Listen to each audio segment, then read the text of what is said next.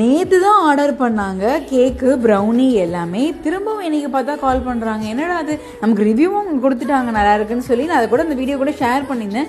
Next day கால் பண்ணி எனக்கு வந்து நேற்று நாங்கள் சாப்பிட்ட ப்ரௌனிஸ் பத்தவே இல்லை, எங்களுக்கு ஒரு பீஸ் தான் கிடச்சிது. ஸோ நீங்கள் என்ன பண்ணுங்கள், திரும்பவும் எனக்கு வந்து நேற்று வீட் பண்ணி கொடுத்தீங்களா, இன்றைக்கி வந்து ராகி நாட்டு சக்கரை வச்சு பண்ணிவிட்டு டபுள் சாக்லேட் பண்ணிவிடுங்க.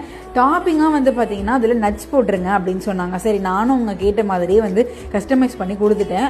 அவங்களுக்கு வந்து போட்டுறதெல்லாம் போட்டு சென்ட் பண்ணிங்க. சென்னை பெரும்பாக்கம்ல தான் இருக்காங்க.